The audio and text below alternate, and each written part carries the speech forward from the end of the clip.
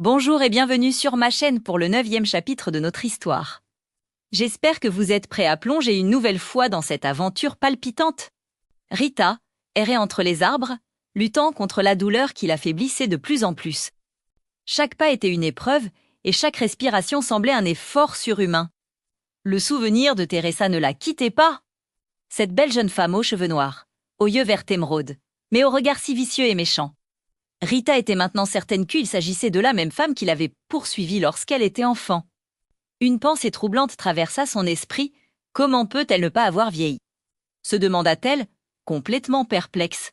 Il fallait absolument qu'elle trouve un moyen de sortir de cette forêt pour prévenir Gabriel, mais ses forces la trahissaient. À chaque instant, elle sentait ses jambes fléchir un peu plus sous son poids.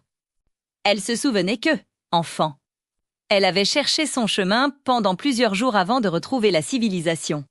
Soudain, son pied heurta ce qu'elle croyait être une racine et elle tomba lourdement au sol. « Aïe !» gémit-elle. En se redressant péniblement, elle se rendit compte que ce n'était pas une racine, mais un serpent. Celui-ci siffla doucement. « Je suis désolé, dit-il, je ne t'avais pas vu. »« Je suis aveugle, Rita, bien que surprise, fut piquée par la curiosité. »« Pourquoi es-tu aveugle ?» demanda-t-elle.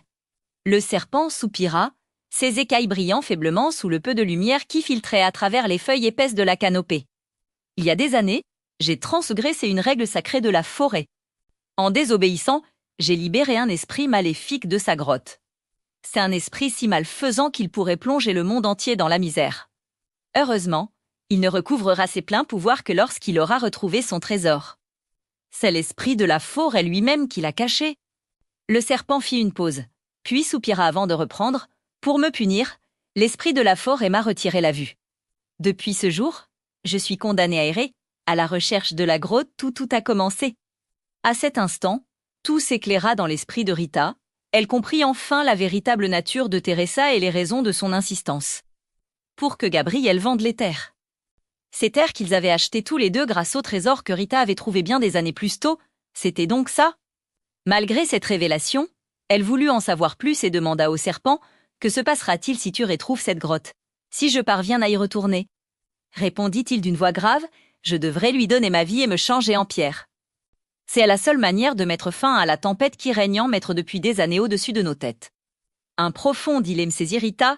Aider le serpent à retrouver la grotte sauverait la forêt et ramènerait la paix. Mais cela signifiait aussi qu'elle ne pourrait pas retourner au village à temps pour déjouer les plans de Teresa. Si elle ne faisait rien, Teresa aurait le champ libre pour épouser Gabriel, lui faire vendre les terres et l'abandonner, seule et pauvre, à son triste sort. « C'est un immense sacrifice que tu es prêt à faire, » murmura-t-elle, pleine d'admiration. « J'aimerais t'aider, sincèrement. Mais si je le fais, je risque de ne pas pouvoir sauver mon frère et notre exploitation des griffes de Teresa. » Le serpent hocha lentement la tête, avec une compréhension infinie. « Tu connais déjà Teresa à ce que je vois. »« Je comprends ton dilemme, jeune fille. Le choix t'appartient, je ne peux pas décider à ta place. » Rita ferma les yeux un instant, se souvenant des conseils du phénix. Elle chercha la sagesse et la force au plus profond d'elle-même. Elle savait que chaque acte avait un prix. Et des conséquences, finalement, elle ouvrit les yeux, sa décision prise. « Je vais t'aider à trouver la grotte, » dit-elle d'une voix ferme. « Nous devons ramener la paix dans la forêt.